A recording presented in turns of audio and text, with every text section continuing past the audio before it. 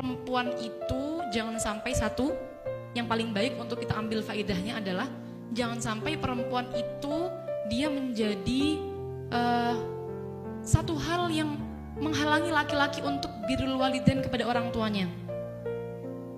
Ini banyak contohnya. Perempuan itu ingin dinomorsatukan di rumahnya sendiri, padahal laki-laki punya kewajiban untuk birrul walidain, punya kewajiban untuk menghormati orang tuanya lebih dari istrinya. Seperti itu. Bahkan ada satu cerita, saya menyampaikan satu cerita. Ini penting untuk kita perempuan tahu, agar kita itu bisa tahu posisi diri kita bagaimana. Sebenarnya untuk berkarir itu, kalau tadi saya juga bilang sama ibu, pintar-pintarnya perempuan komunikasi dengan laki-laki. Kan ridho itu kan harus pintar komunikasi sebenarnya.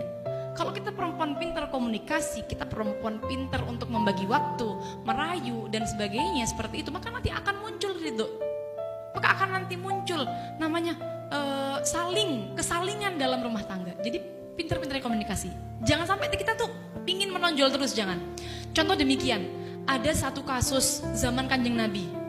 Sahabat itu ketika naza dituntun talqin sama sahabat yang lain, sahabat Umar, tidak bisa baca la ilaha illallah, tidak bisa baca kalimat tauhid, tidak bisa.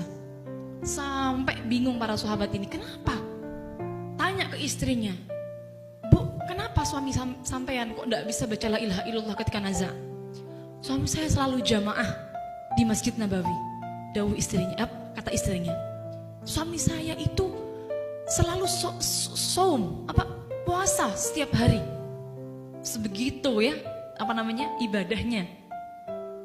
Lalu akhirnya matur sahabat ini kepada Kanjeng Nabi, karena tidak bisa para sahabat yang menuntun talqin tadi matur kepada Kanjeng Nabi karena sahabat ini tadi tidak bisa baca la ilaha illallah. Ketika matur sama Kanjeng Nabi ditanya, apakah dia punya ibu? Oh iya, masih punya Kanjeng Nabi. Ya sudah, sowan sana.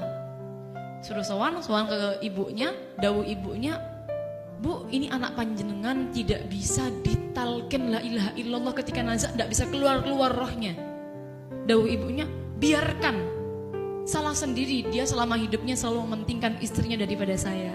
Oh, ternyata sekarang ibu mohon maaf, banyak sekali laki-laki itu seperti ini, takut kepada istrinya, lebih takut kepada istrinya daripada takut kepada ibunya. Ibunya semisal, mohon maaf saya hanya menyeimbangkan antara isu-isu kesetaraan saja, bahwa ini di masa Kanjeng Nabi pun sudah ada loh seperti itu loh, seperti ini. Ini ibunya bilang demikian karena semasa mungkin hidupnya ibunya itu misal minta uang tidak diberi. Tapi kalau istrinya yang minta langsung jor-joran. Atau bahkan kemarin Habib Segaf Bahrum juga berdawuh demikian. Ada suaminya didatangi oleh ibunya minta uang sekedar hanya 50.000 oleh ibunya, tidak diberi karena dia takut, ntar saya izin dulu sama istri saya Bu, seperti itu. Tapi ketika istrinya datang, Pak tolong beliin susu anak sama pempes 250.000, langsung manut nih istrinya. Ya suaminya. Ini suami-suami yang takut kepada istri ini, maksud saya adalah bagaimana kita seorang istri jangan sampai jadi orang yang seperti ini. Seperti itu. Nah, ibu ini bilang demikian, biarkan dia tidak bisa nazak, salah sendiri sama saya semasa hidupnya, dia selalu mementingkan istrinya daripada saya. Akhirnya Kanjeng Nabi dawuh, bagaimana? Ya sudah, sahabat, kalau ibunya tidak mau ridho, bakar saja anaknya. Bakar saja anaknya. Di depan ibunya Nabi Muhammad dawuh demikian. Bakar saja anaknya. Percuma ibunya nggak ridho, nanti kalau dia tidak dibakar di dunia, dia dibakar di akhirat dengan api neraka. Akhirnya namanya ibu, bagaimanapun anak tetaplah anak, mau tidak mau akhirnya ibunya, jangan Kanjeng Nabi, jangan dibakar anak saya. Ya sudah, saya ridho. Setelah ibunya dawuh ridho, saat itulah para sahabat nalkin lagi la ilaha illallah, bisa mau kalimat tauhid, kemudian nazak dan kemudian selesai keluar rahnya. Maksud saya ini pelajaran penting bagi kita sebagai seorang istri. Saya banyak sekali mendapatkan curhatan. Istri-istri ini curhat, suaminya lebih mementingkan ibunya.